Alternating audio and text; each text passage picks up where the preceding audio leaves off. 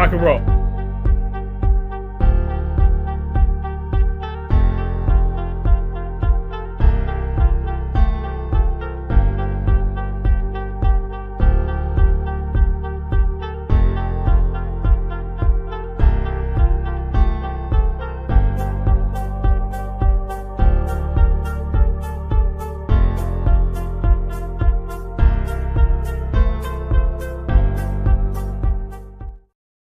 It is time to get out of pocket. I'm your host, Michael Davis, and you can see I'm not alone.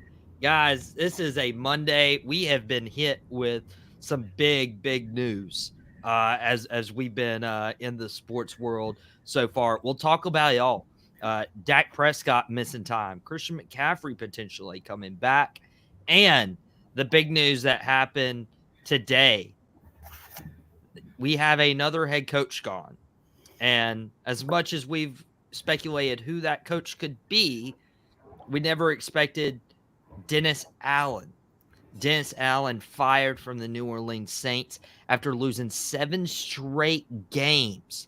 They started out 2-0. They started hot, hotter than any other team in the NFL. They just trounced Aaron's Panthers. They trounced my Cowboys. And then all of a sudden it was just night and day. The offense couldn't get going, kept giving up a lot of points to the defense, and it was enough to make the Saints say, hey, we need a change, and they made that change, firing Dennis Allen. The team is 2-7. They're at the bottom of the NFC South. And I know I mentioned this last time on Outta Pocket when we were going through our predictions and everything, that the Saints, they lost to the Eagles. Okay, they lost to the Falcons. They lost to the Chiefs.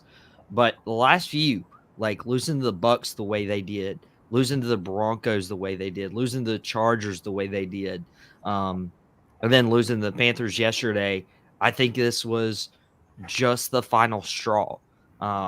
Guys, I want to talk more in depth about what this means as we're live on our YouTube. You guys can comment, interact with us, engage with us. Mac listening, he's saying Panthers cannot even tank properly. That's fair. That is fair. Aaron, you're the resident Panthers fan here. I got to join you on the Gridiron Address. You were happy about the Panthers win yesterday. But did you ever see this coming, that the Saints would fire Dennis Allen? I'm not surprised. It didn't feel like one of the more obvious head coaching firings to happen, but in hindsight, it's this is expected. I mean, 18-25 as a head coach, that's just not good enough. Losing 7 straight, and the Panthers are a team that you should beat. And to go back to Mac's comment about the Panthers not tanking properly, you're not wrong. I wouldn't have been upset if they lost, but I hate the Saints so much that I don't care if it ruins the tank for Carolina to beat the Saints. And mouthing off with Mike, Dennis Allen owes me $4,000. Now, I don't know if you sent the check to him, if he would, accept or whatever. He absolutely hates Dennis Allen. That is unfortunate. I'm assuming this is Survivor. I'm assuming he went Saints against Panthers on Survivor. That's my assumption to why he would hate Dennis Allen. But if you guys are wrestling fans, you definitely want to go follow and support Mouthing Off with Mike.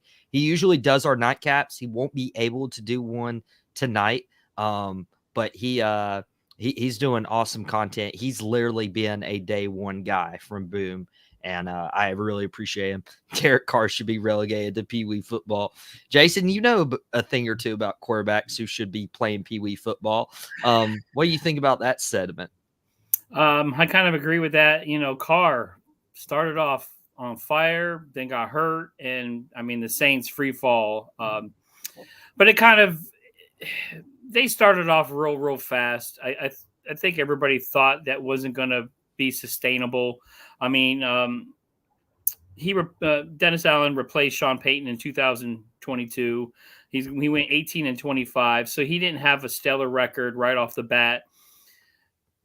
And I mean, you lose to the Panthers, who are supposedly one of the worst teams in football, and you're trying to right the ship, and you got your guys, and Carr did not play well.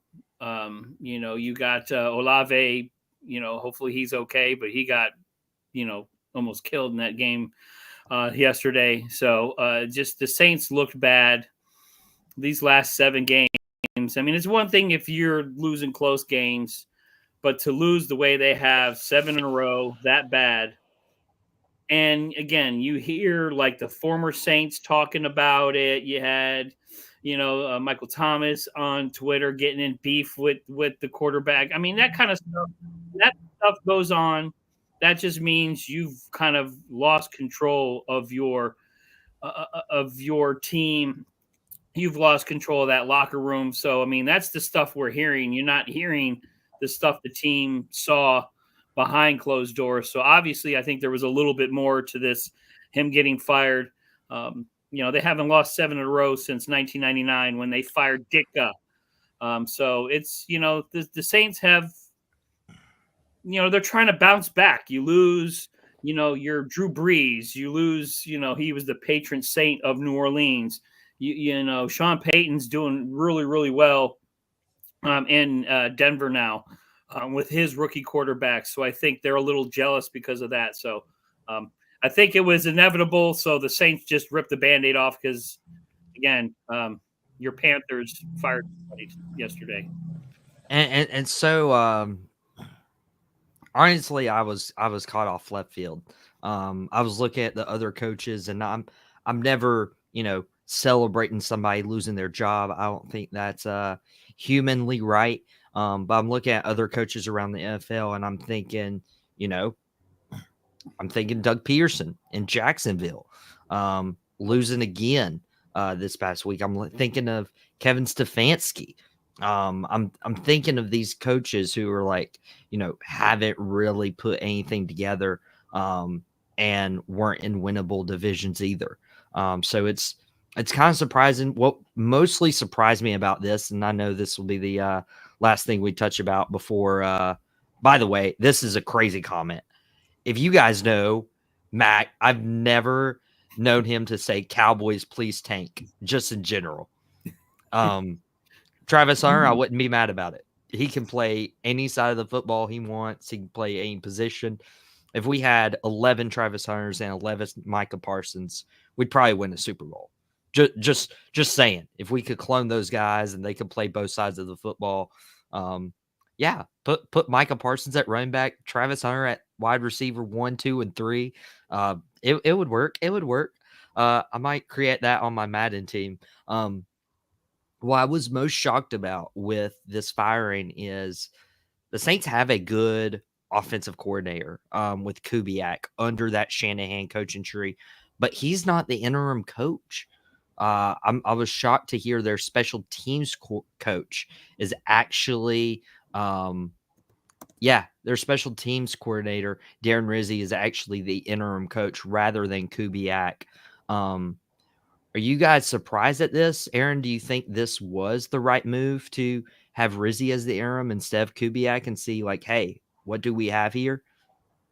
I mean, I'm not too surprised just from because Kubiak's only 37. He's young as far as coaches go. So, I mean, it makes sense. You might want to go with a more experienced guy as your head coach moving forward, and maybe Kubiak gets a potential look at the head coaching gig in the offseason. But it makes sense to me, honestly. I think in a situation like this, having a more experienced leader would be beneficial for a team.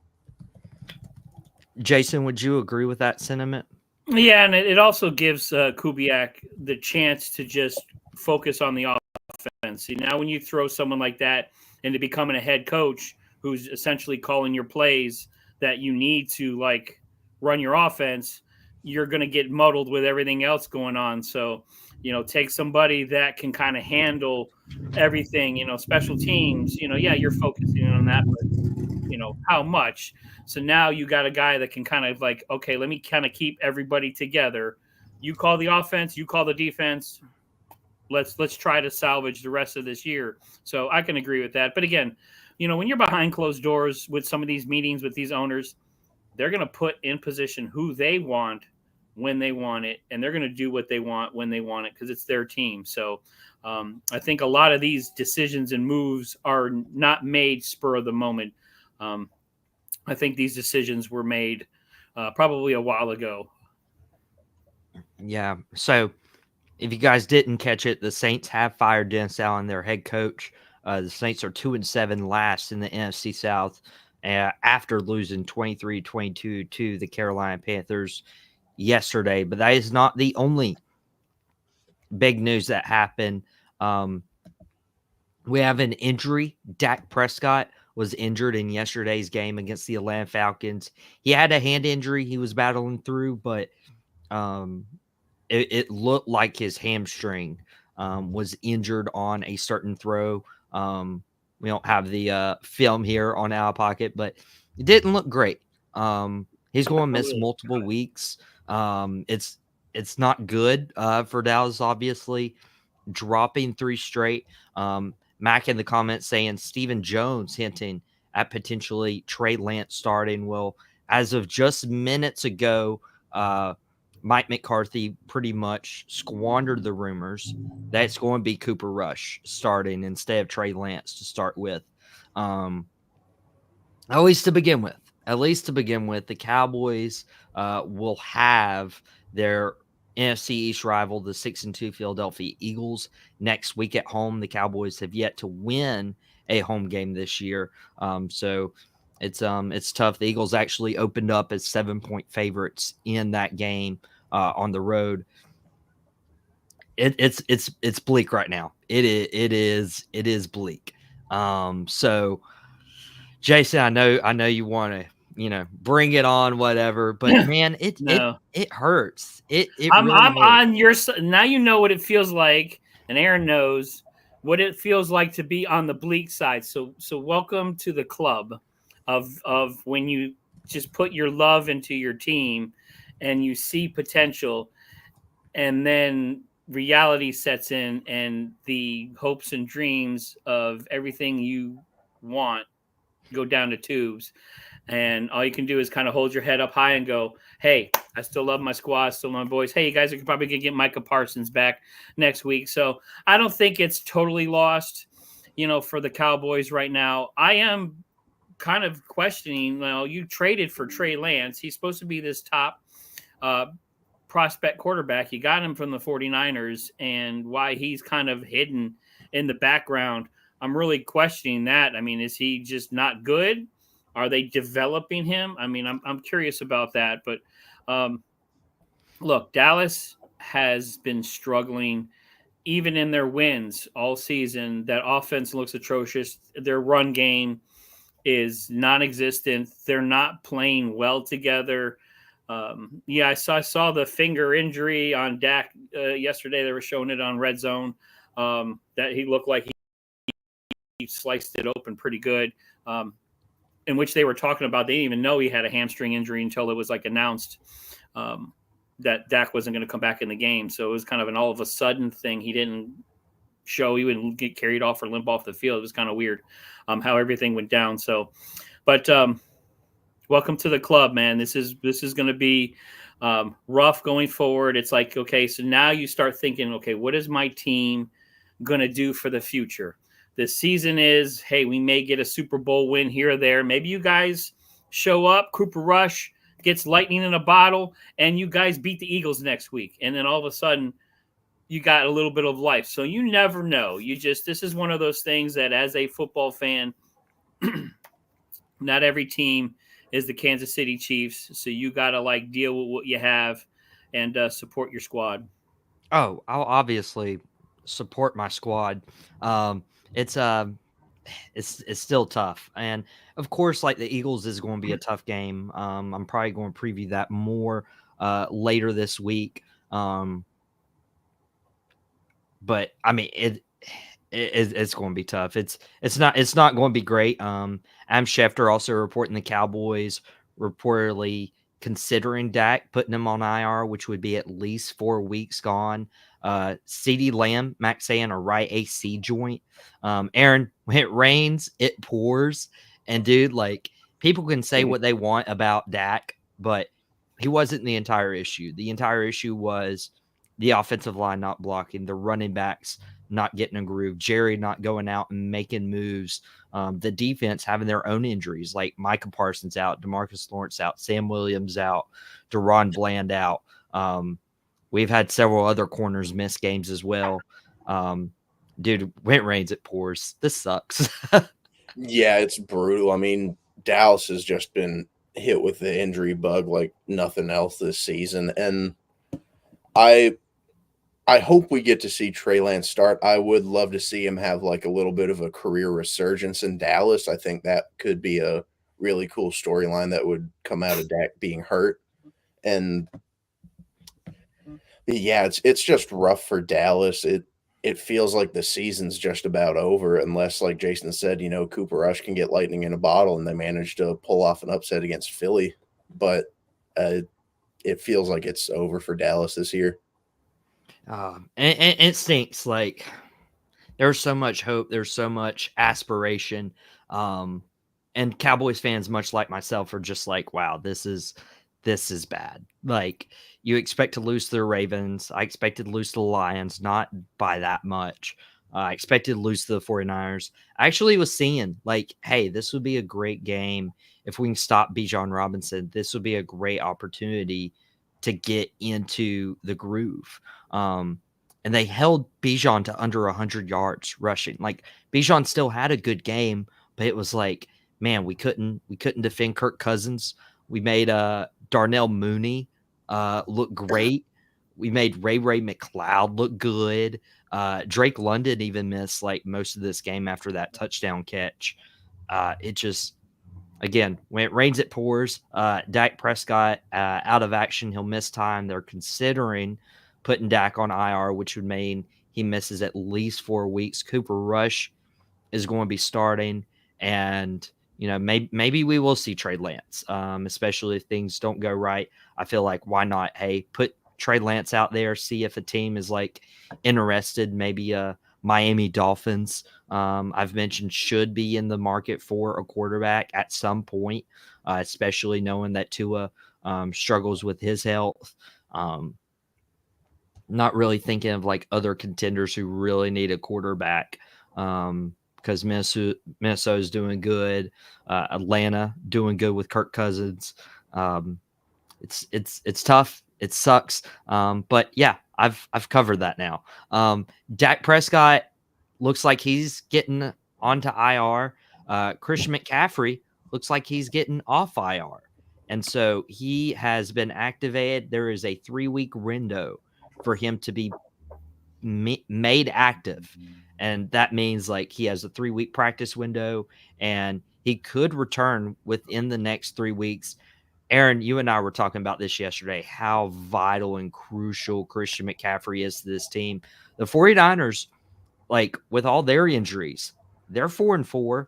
They're only half a game back behind the Arizona Cardinals. It is literally anyone's race in the NFC West. And if they get Christian McCaffrey back, dude, Aaron, I'm going to go ahead and call it now. 49ers win this division if McCaffrey returns. Do you agree?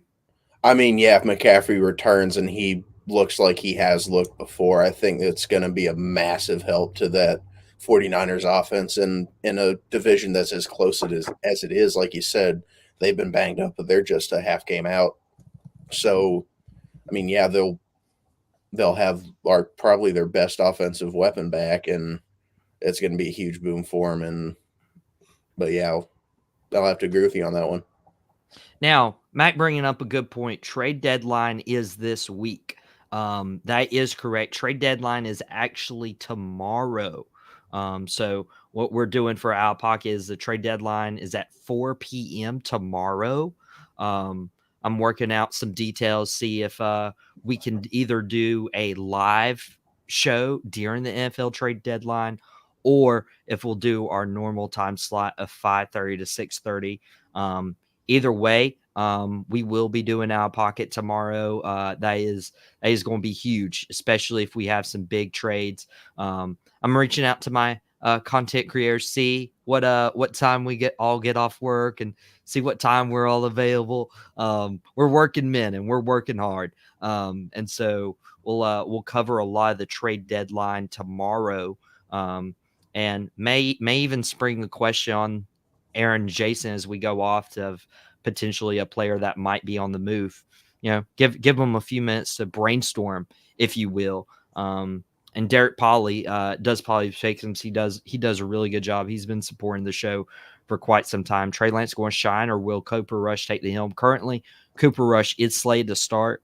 That's what Mike McCarthy said, but I wouldn't be surprised if Cooper just lays an egg here this week against the Eagles, that Jerry and Steven aren't going to Mike McCarthy saying, hey, let's start Trey and let's see what's there, and let's see if we can get something for him later. By the way, this is just crazy. This is why we do live shows. Suggested that Dallas trade Deron Bland. No. No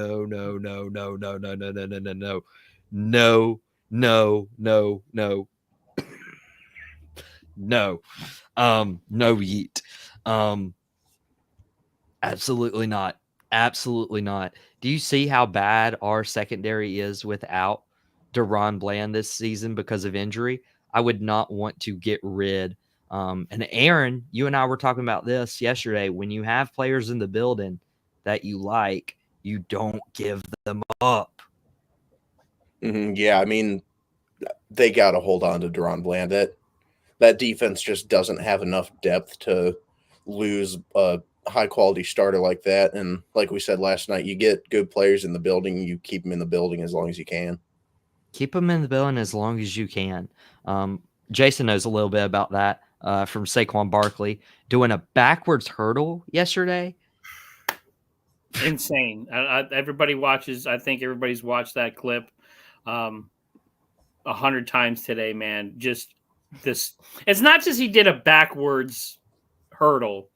He did the spin move into the backwards hurdle. Ridiculous. Top play. I mean, you've seen some great catches. I mean, the catch on Thursday night was insane, but Saquon Barkley is a whole nother animal. It was insane. But back to CMC, man. It's awesome to hopefully we'll see how long it takes him to get into game health here with the 49ers. But as you can see, a difference team-wise. So you talk about the 49ers and all the injuries that they've had this year already.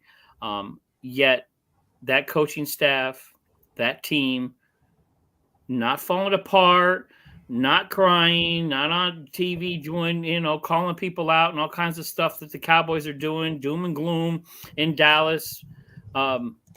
That's the difference in why teams either succeed or don't. You see the 49ers, yes, CMC comes back in the fold, but they still got a chance to make the playoffs. They still got a chance to kind of right the ship because they've got a hell of a coaching staff there. They've got a lot of great depth on that team. So I'd love to see CMC come back to form, but with his injury, this is not like a sprained ankle healing. This is something he's got to live with the rest of his life. And how is this going to affect him? Is he going to be on a pitch count? Is he going to, how are the 49ers going to ease him into game shape?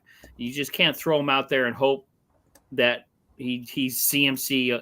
I don't think he'll ever be Panthers CMC or early 49er CMC. I think he's going to be a serviceable running back, but we'll see what happens. But you can kind of see the difference between that 49ers team and some of the other teams that have gone through injuries this year already compared to, the Cowboys. The Cowboys, again, adversity shows you what kind of squad you have.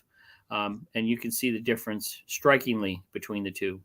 Yeah. Max saying they got a weak division, and I agree, like only half a game out. Like that's why I think Jason is the difference between Dallas and San Fran right now. Like Dallas is having all these injuries, but they're falling, to Philadelphia. They're falling to Washington in the standings. San Fran, they've lost Brandon Ayuk. They haven't had CMC all year. And for some reason, they're sitting half a game back out of that division. And CMC, I mean, he's one of the best running backs in the NFL. But it's the durability that's always been a question. And like you said, an Achilles injury to a running back, especially the way that CMC plays, is really tough to play with.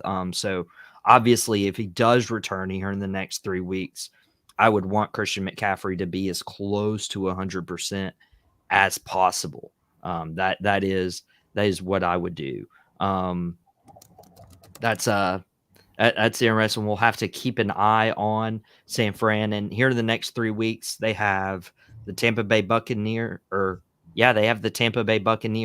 next week. They have the Seattle Seahawks and then the Green Bay Packers. So all 3 of these matchups are NFC opponents. So these are pretty crucial games, especially that Seattle game. Trying to create space between them and the Seahawks, which the Seahawks are struggling right now, winning one of their last 6 games so far for Seattle. And again, they go to Tampa Bay next week, and Tampa Bay going to be on a short week. You know why? Because they play some Monday Night Football tonight. The Kansas City Chiefs defended a perfect record, the only undefeated team right now in the NFL, against the 4-4 Tampa Bay Buccaneers. And when you talk about injuries, when you talk about overcoming adversity, that's where the Buccaneers are right now. No Mike Evans, no Chris Godwin. Bucky Irvin walking into this game with a questionable tag. Sterling Shepard, questionable. Like, you're looking at this Tampa team and you're like, is there going to be like is there going to be a team that suits up against the defending Super Bowl champions? Jalen McMillan, questionable. Like, guys, I'm starting to wonder, who is Baker Mayfield throwing to? Is he going to be like us, in the backyard when we used to, like, maybe I used to do this because I didn't have friends. But I would throw the ball up and I'd try to throw it high enough in the air where I would run and run and run and try to catch my own pass. Now, sometimes I was fast enough to get there. I would just drop it. I was trying to do too much. The Chiefs never have to do too much, but Baker might have to step his game up when it comes to this game. Jason, you were perfect for NFL picks this week. So I'll let you drop some knowledge on us when it comes to this game. I'll take that. Thank you, Sam Darnold, for not messing that game up and beating Joe Flacco. So I'll take that all day long here. The Bucs, man, again, that's going to be tough. The thing about Kansas City is their offense is just playing okay. It's Kansas City's defense that are keeping them in the games. And I don't know if the Buccaneers have enough weapons. I mean, Bucky Irvin still playing okay. You got Palmer. You got a few other guys on that Bucs offense. Kate Otten, I think, could get out there and get some yards for you. But are they going to be equipped enough to go against that Kansas City defense? And again, Kansas City is on a mission. They see what the Lions are doing over in the north, and they see the statement games that they're making. And Kansas City knows, and again, they got a great coach, Hall of Fame. They know they can't sleep on any team on any given Sunday, Monday night, whatever you want to call it.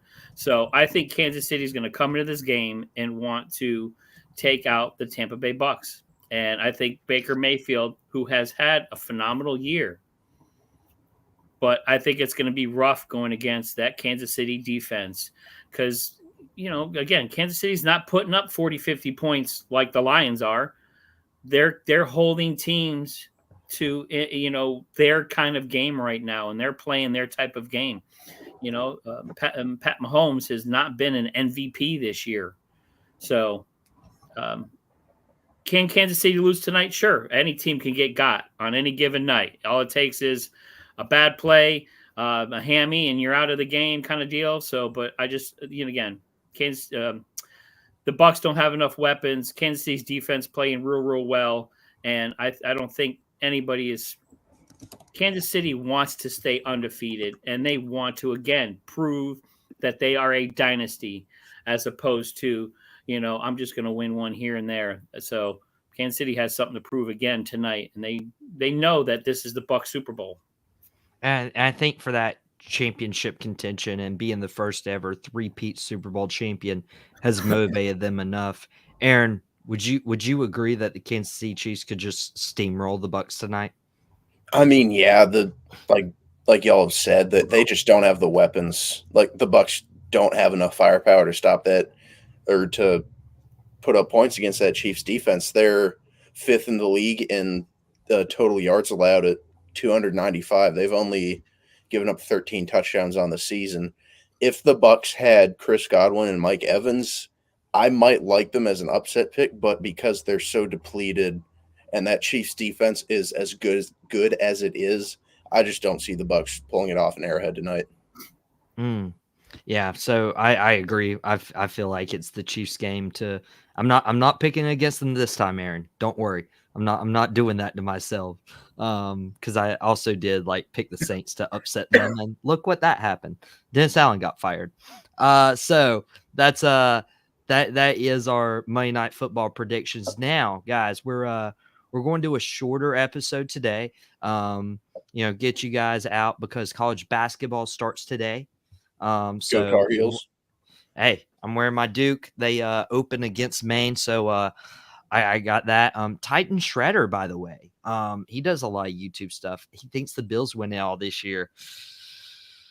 I would love to see it. I don't know if they can get it done. I think if any team's beating the Chiefs out of the AFC, it's going to be Baltimore, as long as Baltimore plays their brand of football.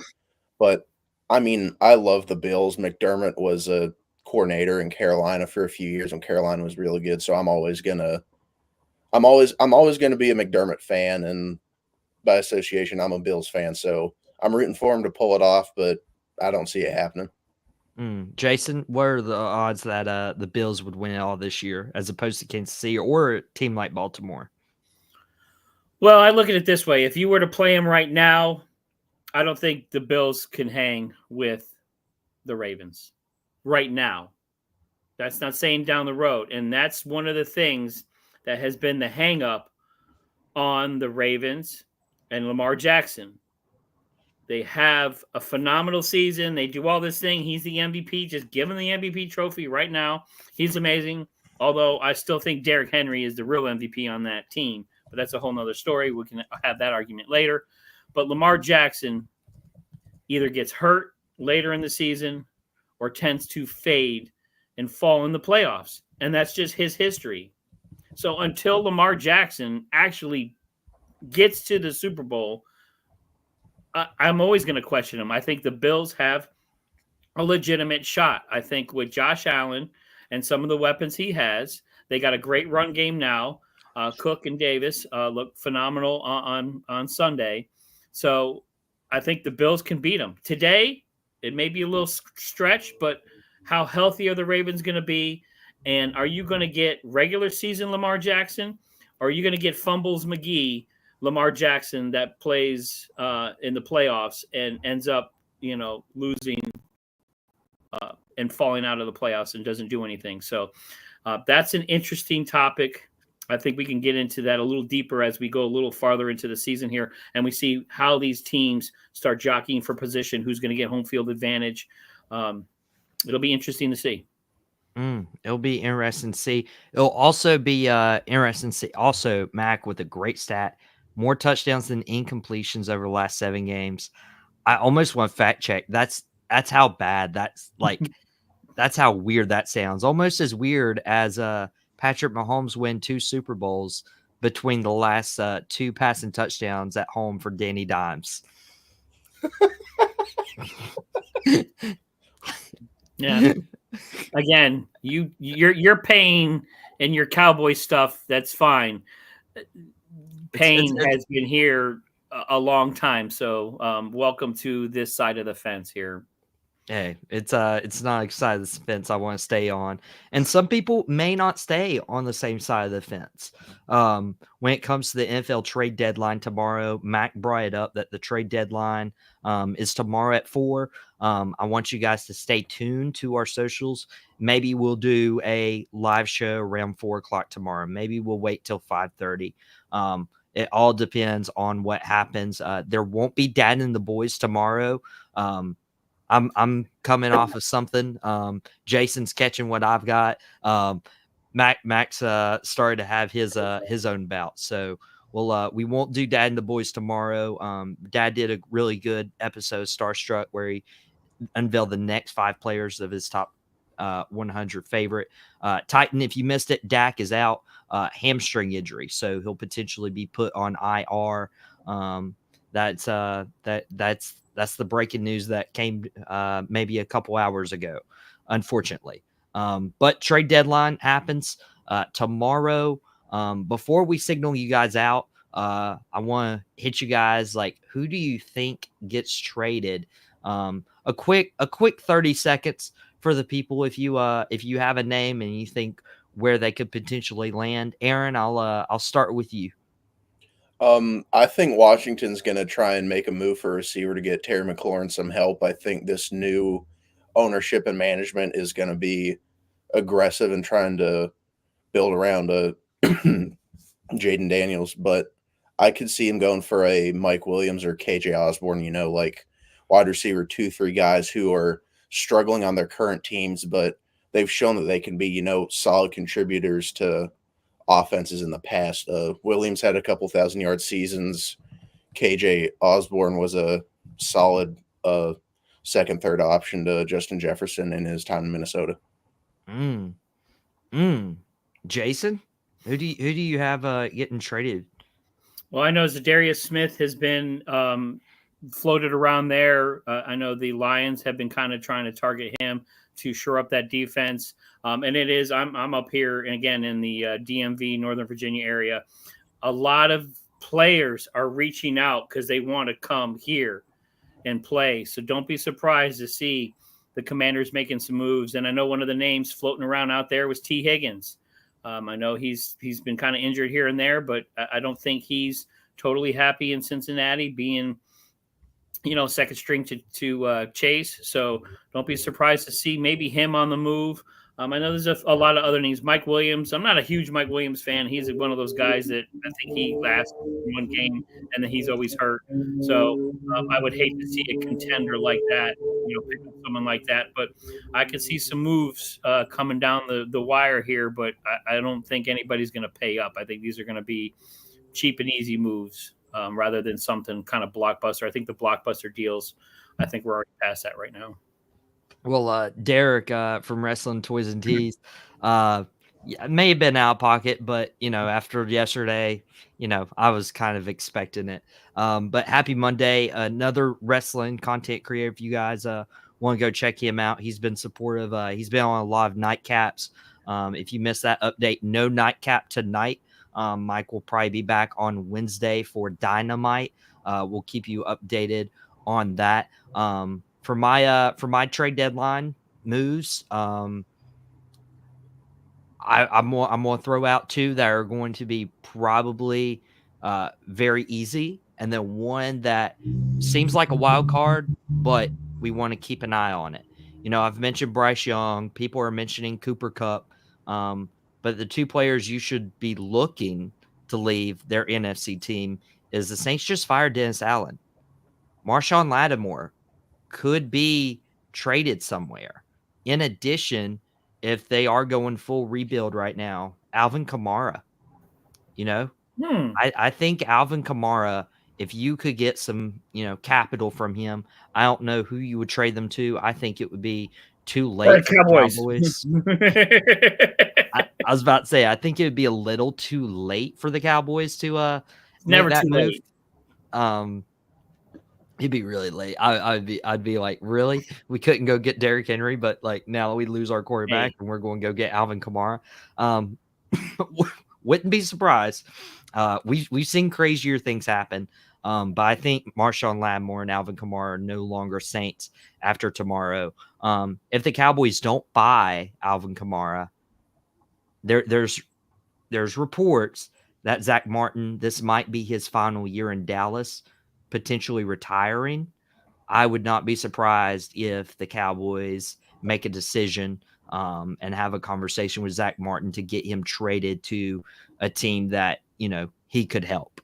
Obviously not in the division, not with Dan Quinn and the Commanders.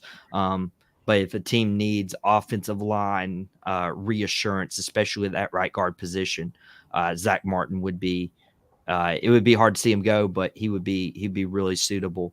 But guys, that is all our time for today. Again, I told you a short episode, but jam-packed with all the news. Saints firing Dennis Allen, Dak Prescott potentially going to IR, CeeDee Lamb getting more tests on his shoulder, right AC joint, it looks like.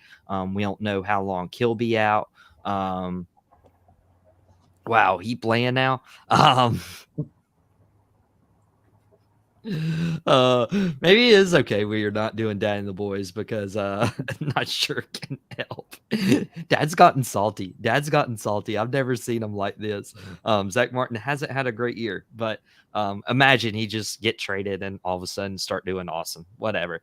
But guys, if you haven't seen what these guys have done recently, and major injuries this week just in time for a trade deadline. That's absolutely true. Rick 8-Bit, another good supporter of Boom Broadcasting. Be sure you go sub to his stuff in 8-bit form for sure. But Aaron had the pleasure of being with you on the Gridiron Address. Thank you, bro. I appreciate you. Just tell people where they can find you, and I'll sign you off, my friend. Watch Gridiron Address on Boom Broadcasting's YouTube channel and Facebook, 7:45 Sunday nights in between afternoon NFL games and the primetime matchup. Also, if you want weekly predictions with myself and Chris DeLuca, host of Dugout Debrief, also on Boom, you can follow my Instagram account that is no longer up there because somebody decided to show a comment, but there's an account. Go see that.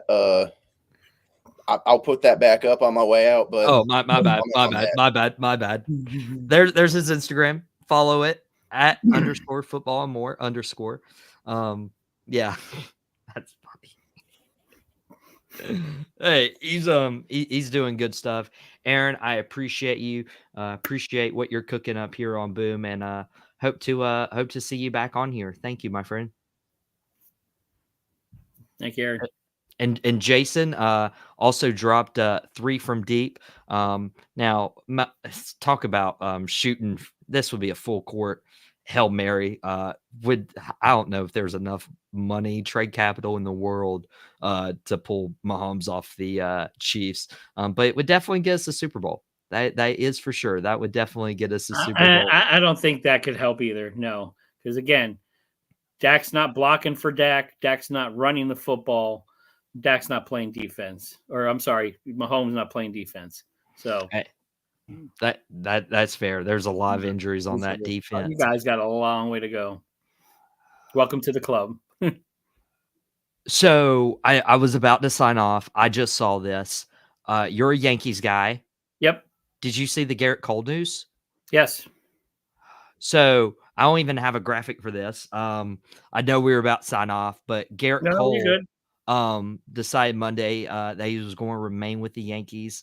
A 4-year, $144 million contract. Wow, that is pretty big. Because they had until 5 p.m. today to come to an agreement, which means the 6-time All-Star Garrett Cole is going to stay with the Yankees, who got to the World Series this year. Jason, I know we just hit you with that. What's your initial reaction to Garrett Cole? Well, I kind of knew this in the wind because, again, I knew Garrett Cole was going to stay with the Yankees, and I knew he was going to opt out of his contract because he wanted to kind of reconfigure it a little bit. So this, I think, helps the Yankees tremendously with going out and trying to get Soto and trying to sign him. So I kind of knew I knew he was going to stay there. Garrett Cole, he's the foundation of that pitching staff right now. We need him.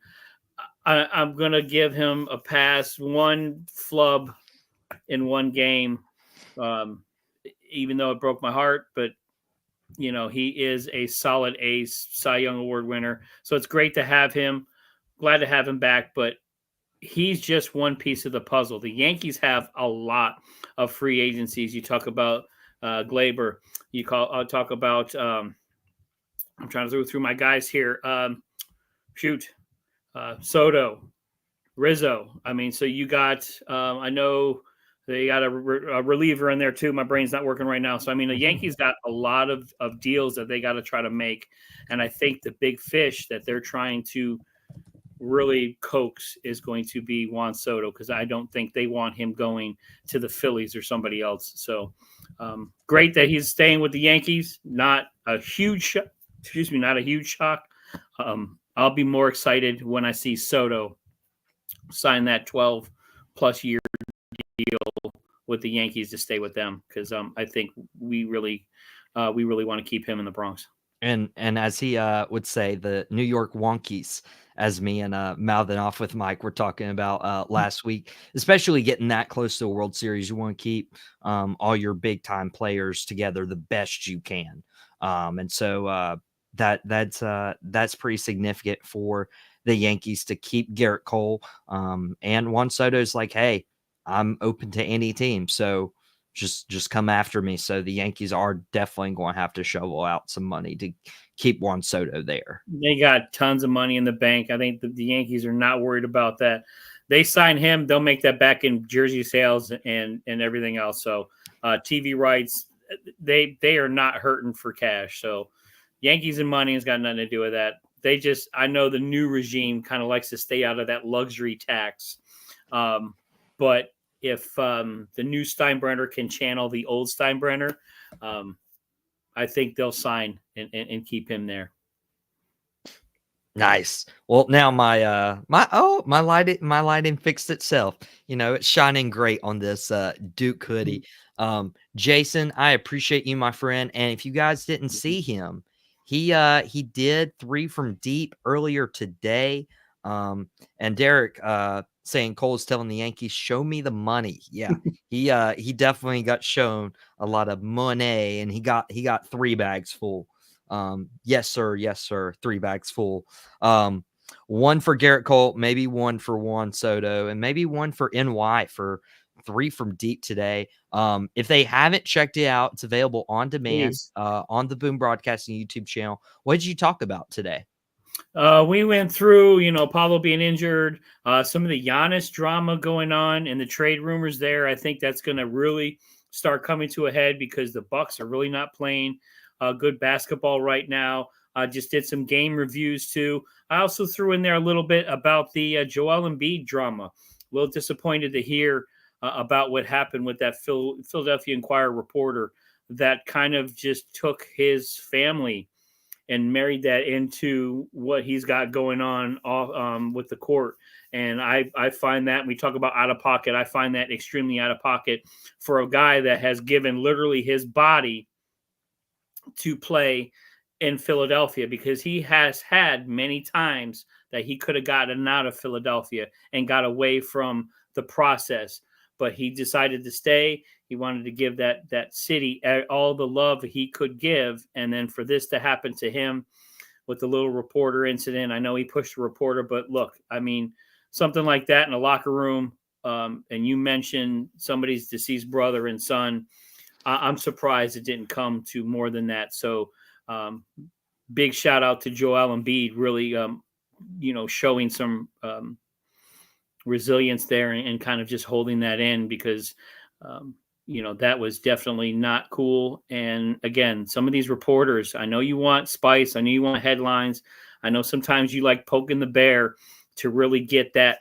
tagline or your story, but sometimes there's a line you cross, and when you start going at somebody's family, that's a line you don't cross, man. That's just not cool. That is very disappointing, especially, again, for a guy that has given everything to a city.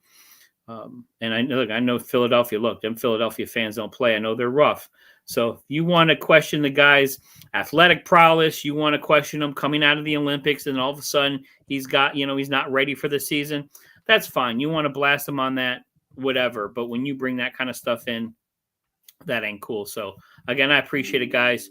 3 from deep. Catch me, 12 o'clock Mondays. I'm also with the commish on Wednesdays at 12 o'clock. We do fantasy football. I love my commish here. Fantasy football playoffs will be starting. Fantasy football playoffs will be starting here soon. So check it out with us, man. We're here to help you out, and I love being on with you, Michael. So I appreciate it. Hey, appreciate you. He came in very last minute, and he came in clutch always, like he hit that 3 from deep. Always ready, babe. Let's go. Always ready.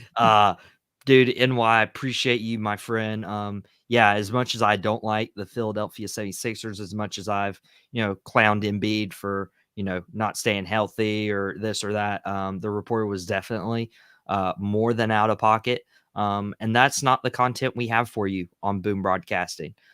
We focus what's on the actual field or the court. But this channel isn't just sports. If you guys are tuning in, we do a lot of wrestling content as well. We do shows about life. We have a TV show review podcast. We try to hit a lot of different aspects in terms of people and what they enjoy and what they're entertained by. And so we always have a card subject to change. 3 from deep dropped earlier today at noon. Out of pocket, obviously, from 5:30 to 6:30, and then the nightcap won't happen tonight. So we'll have Mouth Off with Mike back on Wednesday. In addition, Dad and the boys will not drop tomorrow afternoon. Dad's starting to catch whatever I got or whatever, or he's a little upset about everything that's happened here recently. Not sure which. Trying to figure out.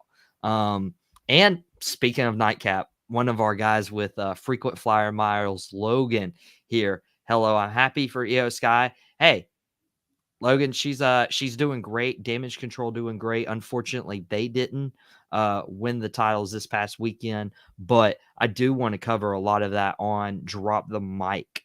So what I'm going to do, and since we don't have a nightcap tonight, I'm going to recap Crown Jewel, and I'm going to recap whatever happens tonight on Raw on this week's episode of Drop the Mic. That'll drop tomorrow or drop Wednesday. But dropping tomorrow will be quick hits with Podcast Smitty, and then Out of Pocket, potentially at 5:30, depending on how big the news, depending on other guests. Might do a live show at 4. We'll see how it goes. We'll see what happens. But catch Jason Sideline Savants Wednesdays at 12. Catch 3 from Deep, available on demand now for Boom Broadcasting. And appreciate Jason, appreciate Aaron.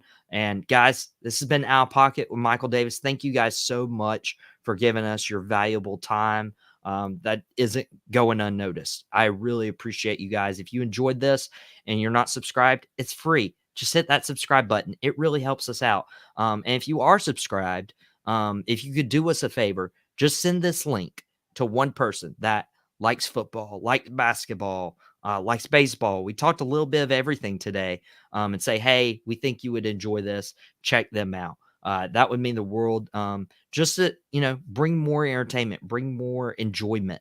I know tomorrow's election day. We're going to use Out of Pocket. We're going to use our other content as an escape from election day, because you're getting it in your phones, you're getting it on your TVs, you're getting it on your screens. We're just going to have a great time, and we're going to talk about the NFL trade deadline tomorrow when Out of Pocket comes back tomorrow afternoon. But for Aaron, for Jason, and for Michael, this has been Out of Pocket, and we'll catch you back here tomorrow. Well, that's it. I really hope you enjoyed it. We had a ball making it. Thank you very much.